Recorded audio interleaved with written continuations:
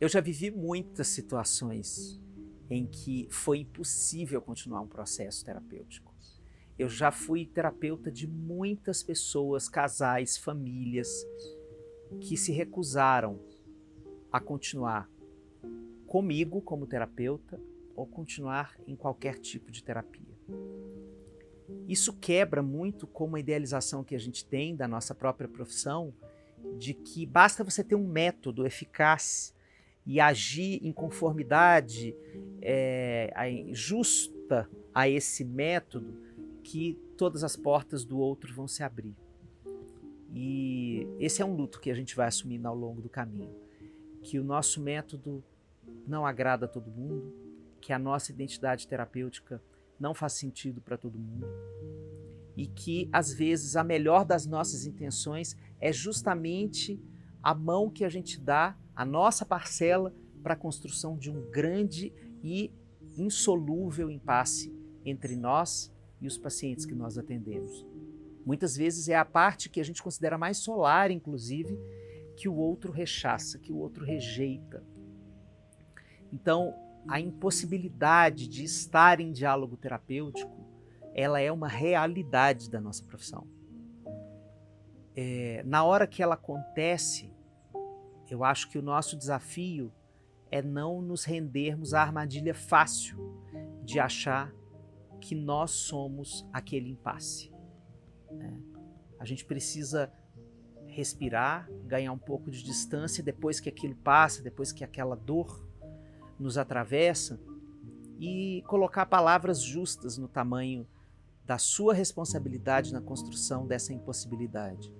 Entender, sim, que a gente pode ter situações que realmente a gente mandou muito mal e que ajudou um paciente que já estava com o pé do lado de fora a colocar os dois pés ali, do lado de fora da sala.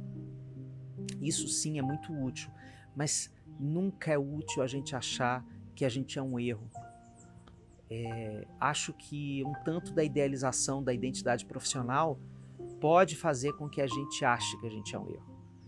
E que nessas situações isso ganha cores de Almodóvar, assim. Isso fica em tons berrantes, assim, eu não sirvo para isso, porque esse paciente, veja o que aconteceu, eu que ajudei a construir esse impasse. Eu acho isso muito perigoso.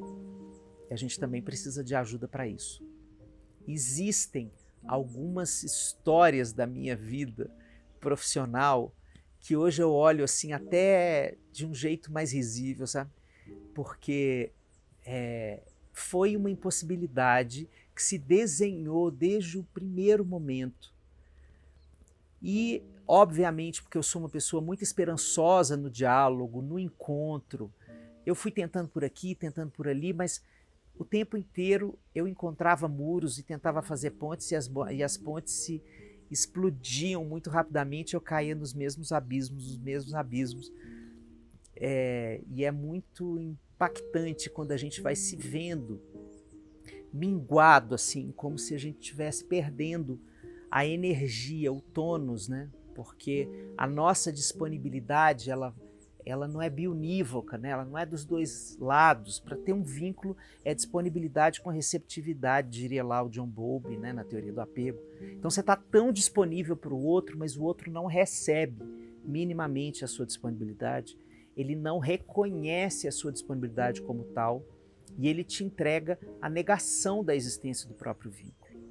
Então isso é uma coisa que às vezes a gente demora para enxergar como uma parede, né? Eu, por exemplo, sou uma pessoa que tendo a demorar mais para ver isso e assumir para mim mesmo assim, olha, esse aí não vai dar. Eu já tentei muito, às vezes eu tento muito antes de entender realmente eu preciso tirar meu time desse campo. Né? Pode ser que você seja a pessoa que viva a situação contrária, se você se afasta do campo com mais facilidade. Cada um com a sua dor e a delícia de ser o que é. Mas sempre eu acho que se colocar diante de uma situação que se coloca como um vínculo impossível é um desafio. É um desafio para assumir que ele existe, para não levá-lo como uma certeza sobre quem você é como terapeuta. Então o desafio é objetalizar aquela cena e transformá-la numa cena que tenha um perímetro. Esse tipo de caso, essa situação, neste momento, eu não tenho condição de atender esse tipo de cena, né? Ou esta pessoa junto com esta característica minha construir uma impossibilidade disso acontecer. Esse tipo de análise é o que nos salva para continuarmos com fé em nós mesmos como terapeutas e no diálogo como processo.